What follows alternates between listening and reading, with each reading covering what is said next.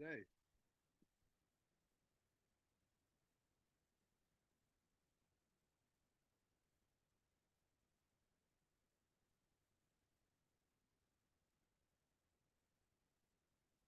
What do you think the last week has done for your football team heading into this one? That'd be hard to say. I think there's a little different feel in the building. I think everybody is taking to Coach Guyton. I think everybody's excited for him. Uh, but obviously, I think we've got some bumps and bruises healed up a little bit better than what we had before. But it'd be hard to say. I'll know a little bit more, how we adjust to the new offense and things of that nature. Or the less offense, I guess would be a better way to say it. We'll know more about that as the week progresses, I think. So practices are not for viewing for the media this week. Are you wanting to maybe have some different looks, spring some stuff on Florida? We trust you. It doesn't have anything to do with that. It has everything. We've had plenty of distractions. I'm just trying to close it in and making it about us this week. To be honest with you, we don't have a problem with y'all coming to practice and at all. It's just something that with Kenny and his new role and things of that nature, I'm trying to take any type of added pressure that he might have off of him. Coach, you mentioned get some bumps and bruises healed. Is there any chance for Rocket Sanders this week? Well, he's back, so we'll see. I anticipated practicing today, but how much he can do, I don't know. But I'll know more about that when I talk to y'all again Wednesday. I'll know more then about that because obviously I don't know where he is physically. Watch any football this weekend, or do you just kind of get away from it and focus on recruiting and stuff? I did. We had a great day on Friday. I mean, it was really good to get out and get in the high schools and go watch games and things of that nature. I did. I started out watching A&M and South Carolina, and headed to watch Georgia, Florida, and watch that, and then took a little nap and watched the end of the Colorado game. But it was fun to be a spectator with no pressure, and not having to make any decisions. Just sat there and have an old cold beer. So it was fun. Football you watch is in a film room with, Yeah. Fast forward. You probably don't get to watch a whole lot of telecast. How was that? You don't. If you have a night game, you might be able to watch, an 11 o'clock game or something like that. But it's amazing as you try to help these kids reach their goal at the NFL, and you never see them play. You just don't. College wise, it was fun. I mean, those are fun. I see why people are fans of college football. It was a lot of fun, and I think too, as the week went on last week, Trey, if I was thinking about it because I had after the game that I went to, I met Jamie down at Hot Springs, and I was thinking about what transpired in a week's time, and then you can take it back from 7 weeks, and what's really transpired over the last 7 weeks or 8 weeks, and we got a problem that we got to get fixed, but from a week ago to where we're sitting today, I feel good about where we're at. Sam, I think I've got this right. Nudie was in uniform against Mississippi State, but didn't play. Is he going to be full go for you this week? Well, he was full go. He's still trying to work his way into playing time. But he was full go. He was able to play last week. It's just right now he's not starting for us. So. Sticking to with the defense, how do you keep the mojo going that you've got, I guess, from the Mississippi State game previously? How do you carry that after a bye week? Well, I think they'll continue to play hard. I would think it'd be very, very hard for them to lose their enthusiasm and their luster and their will to play because of the coaches that they have over there. hold them very accountable, but yet they're very positive and very charismatic with them, and they're believing. Hopefully that's what will happen to our offense as well this week, and we'll go out there and have us a really good football game. But I think there's been games this year where we had opportunity to win, or we were ahead or tied, and things didn't always go our way there on defensively either. So it's really be very hard. It's easy when it's 7-3 because you're going, we held them to 7 points. You can't score 10 points, but there's been other games too where that's why it's a team game. There's been other games where we got to play better there as well. So I don't think there's no this, and this. I think we had a problem. I think that the team feels like I'm trying to correct it, and I think they're fine with it. Bye weeks can sometimes be a time where the young guys might flash when you're Yeah. not preparing for a specific opponent. Just Yeah. curious if anybody maybe had a good week. And We didn't, a lot of times, I think maybe 2 years ago, we had a freshman, sophomore, young, not playing scrimmage. I remember he had a knee injury in that time. No, I'm not laughing about it. We did, and I was going, man, I wish we wouldn't have done that now. But this week was more of a run throughs on Tuesday, Wednesday, and then we practiced on Thursday. So really it was more about, and it had to be that way because of the new coordinator. This changed this week. So we weren't able to quite get the younger guys in view as much as what we normally would in a bye week. I think you said last week that Chambly was okay after the back injury. Still, he's fine. fine this week. Yeah, he's fine. I think him and Deb we'll figure it out this week. Who will be the starter there? They'll both play. Sam, have you ever been on a staff where there was a mid-season coordinator change? I'm just curious if you have anything to look back on to kind of help you through this past week, or you talk to mentors or anything like that. Man, I don't think I've ever been through a mid-season coordinator change. I had a lot of jobs. I've been through some late season head coaches getting fired. It's terrible, but I don't know. I mean, it's terrible for everybody, fans, players, coaches. But I don't know if I've ever been through that. What I wanted to do is make sure that we brought the life back into the program, brought the enthusiasm back into the program, accountability. And I'm not saying we didn't have any of that before, because it makes me sound like I'm blaming a guy. I'm not. I've already spoke about Dan and my respect for him, but something has to change, and so I feel like we've done that, but I can't remember ever having a coordinator change during the season, to be honest with you. And you mentioned simplifying the playbook, condensing Yeah. it down. Is that process done now? Now you're focusing in on your set of plays, and what maybe do you know what kind of percentage is, like 50% of the playbook, or Man, we probably cut it down. I don't know. I'm guessing maybe 30% of it we cut out. We're trying to do the things we do well, and more specific to what we can do versus how to attack a defense. Now, hopefully they'll combine with checks and RPOs and the way to throw off of that and run off of that. But probably about 30%, probably cut another 5 last night, to be honest with you, because some of the things we had in, I want to be able to do it with that everybody's on the same page, blocking the right guys, and playing as fast as we possibly can with ability to have that tempo and all those type things.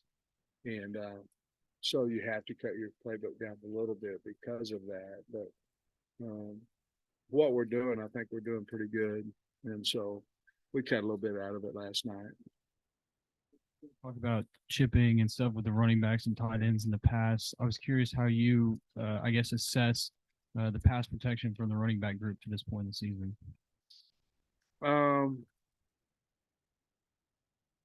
We've got to get better. Not solely just on probably obviously our worst game was against Mississippi State, but we have to get better there. We also had to put them in less possibilities to protect as well. I mean, obviously on third down you've got choices. What kind of protection do you want to use? Go 6, 7, 5-man protection. How do you want to do it? But Damo has been really the biggest back in protection and things of that nature, and we've used him a little bit, but it's got to get better, and the kids know that as well. But Florida certainly has a defensive end that is really good, and they have a couple of them. But number one is exceptional. Got a nice spin move and things. We can't let him just wreck our game. That was going to be my next question, I guess. I'm assuming, you've watched a lot of Florida tape to this point. Just what do you think overall of the game? A lot of team speed. We really want to stay out third and long. They've got a lot of stuff.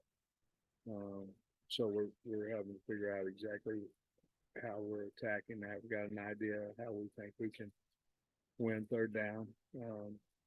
But they're a lot like Georgia was, net odd front with 4-man front, a lot of field pressure, a lot of boundary free safety pressure.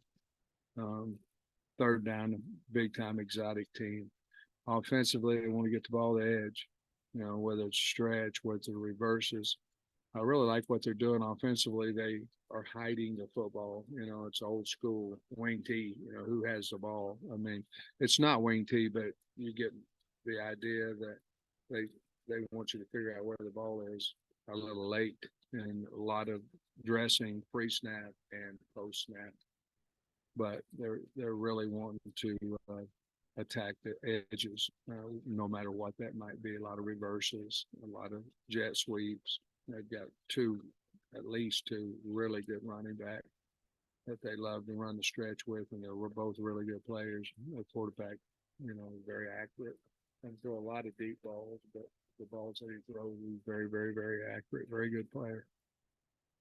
I don't know. Do you know Billy Napier? How well do you know him? And kind of what he's in his second year. He's obviously trying to get Florida back where they have been. Yeah. Just kind of what's your take on maybe where they are? I like Billy a lot. Came up through Louisiana and did a wonderful job there at the university. And I know a lot of know the whole line, Rod Sale and the staff, and have a lot of respect for Billy. He's got them playing really hard, and they've got a good team. As a heck of winning in South Carolina a couple of weeks ago to come back like that down 10. But I have a lot of respect for him. I think the whole coaching community has a lot of respect for Billy. You mentioned, well, you didn't mention it, but their quarterback Merch, transfer from Wisconsin. He's got 14 touchdowns, only 2 picks. 76% completion rate. Maybe a little more thought on it. A lot of play action, a lot of naked throws, a lot of bubbles, not a lot of shots, not a lot of long balls. I'll say that. I mean, they attempt those, but I would say the majority of their passes are within that 10-yard and under. On fourth down against South Carolina, they threw one out there about +3. They needed 11, and the guy just made a play. They got 2. They got more, but 1 and 3 is what wideouts are really, really good players, and one of them's a freshman, I believe, number 1, and but they're not asking him. To me, to sit in there and read the full field all the time. Now, they do, obviously, but to me, they run a lot of things that he can do and he does well. And therefore, they're not putting in a lot of positions where he's throwing it out the grabs. With kind of the knock-on effect of Kenny being OC, just has Derek, I couldn't hear you. with Kenny being OC, has Derek done anything different with the receivers so far, or do you plan to do anything different with them? No, I think Kenny is involved with the receiver play as well, but no, not to this point. I mean, we're trying to cut down some of the things that we do so they can do them a little bit faster, but no, I don't think anything's different. When you find, we talked about how you have some time to watch some football this week, and any time for personal reflection that you weren't, preparing for a specific opponent? Oh, I think you do that daily and maybe hourly and what's the word, minutely? I don't know what it is.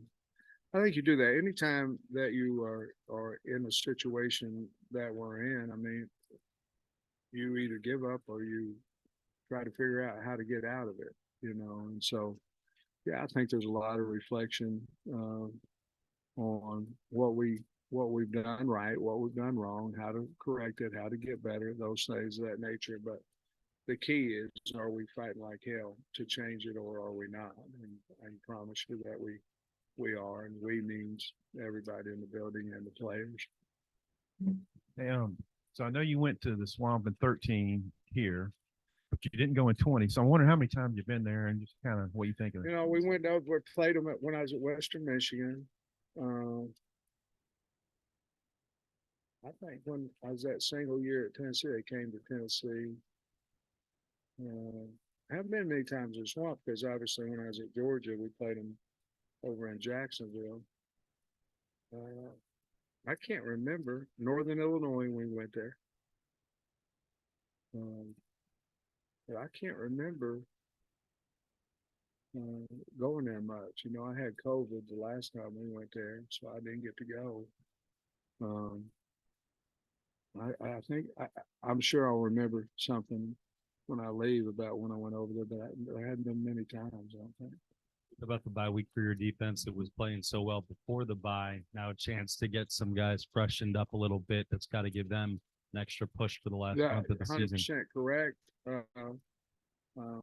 There's a lot of confidence there. I will say this is a good offense that we're getting ready to play, a good offensive line, really good receivers, quarterback, running backs are good, and a really good offensive schematic. So we've got our work cut out for us. We can't let them get to the edge. But you're right. I think we'll be as healthy as we've been on both sides of the ball all year. And I guess that's what bye weeks are for. I don't know, you guys have to look it up, but I think we've done well off the bye weeks. I think we had one our first year, but I think we won the other two, the byes. I think we did. I think we beat Mississippi State here one year, and then last year I think we went to Auburn after the bye week. So we've had some good success off the bye weeks. How KJ is feeling, I guess, is really important for maybe the state of your whole team. How's he dealt with the change? What have you seen from him this last week? I think he's excited about the change. I mean, no disrespect to anybody on that, but I think he's excited about that. I think he's a guy that we probably needed to take some offense off of, where he could play faster and be more confident with what he's doing. But he's healthy and becoming. I think even the last week, I think his leadership skills were better. I think, anytime a guy opens his mouth and talks, I think he's got to back it up. And to me, that's what a leader does. And if you're not wanting to lead, you probably don't talk because you're not wanting to back up what you say. And he was more vocal this week and last week than what he had been. Coach, you think Rocket was kind of targeting this game a little bit, maybe as a motivational factor to get back to his home state? Man, I don't know. Trey, that's a good thought. I really don't know. In all honesty, I think he was just hurt, and this was good timing, or ended up being good timing, being able to go back to Florida. Not a whole lot of Florida players on your roster. I think you got 5 scholarship players, 2 that you recruited, 2 pretty good running backs, Augusta and Rocket. You guys plan to get out and look at players in Florida? Or? Probably not this week. Again, I think with the change, everything kind of changed a little bit, and we're trying to keep everything in-house. So I won't we won't be out recruiting this weekend because, again, it's an early game as well. And, when we got to do everything we do to put the best product on the field that we can. And so I think with all what we're doing, we're just trying to make it about us, and we're going to kind of stay in the submarine this week. Is that a state though, that I guess just because of the background with coaches on the staff, that you guys don't hit a whole lot, or just focus on other areas? Well, I think obviously where I like to recruit, and then to be perfectly honest with you, I think Georgia probably was our Florida, to be perfectly honest with you, and just because of the relationships we had with the high school coaches, and we have several different coaches that have Georgia, not necessarily ties, or you understand what I'm saying. So I didn't know if we spot Florida, where we really recruit Georgia, and I also thought that the better the programs are doing in the state, the harder it, and Florida State's doing really good, and Florida's doing good now, and Miami's doing good. So, we're in the state of Georgia, everybody goes in there too, but Georgia can only take so many guys, and so that's why we went that way, and that's our feeling on Florida. Just curious with Kenny, I know he's coaching quarterbacks now, but his experience at receiver, now being the offensive coordinator, are there any ways where he can maybe start to maximize the wide receiver unit now that he's calling plays? Well, he knows them better than anybody, so I think targets for whom he thinks are his best players is going to be big for us, and he knows them better than anybody, so he should be able to know what routes they can run the best, and where they can get open, and we can get it to them faster. You watch tape, and you look at a lot of different things on tape, but what you might or might not look at is how fast the quarterback gets rid of the football. And sacks can have a lot to do with protection, they have a lot to do with running backs, it can have a bunch to do with wide receivers, and they can have a bunch to do with the quarterback. And so we've got to speed up all that process. We hope to protect better in those things of that nature, but we also have to be able to move the pocket, add different chips, and add and do it in a game. And so there's a lot to be said about all that kind of stuff. How would you say Josh Brown's played? He's obviously going back to Florida where he played a couple seasons. Kind of your thoughts on his season so far? Josh is tough. He's played hurt quite a bit this year. I think he'll be as healthy as he had. I'm sure it'll be a exciting point for him to go back to Florida and be able to play in that game. He's a quiet kid, so he would never say anything, but obviously anybody that transfers from somewhere and they go back and have an opportunity to play, they want to play well, maybe a little extra motivation there. Josh had a good season for us. Lord knows where we'd be if he didn't come in here, and I look for him to continue to improve each week, and he still has 2 years after this to help us on further than that. Coach, I think last week you mentioned that Kenny was maybe more comfortable on the sideline, but I saw in Kyle's notes he's going to be in the booth. Is that right? And just kind of what went into that decision? Where are the notes so I can know what's? I'll probably get you some. He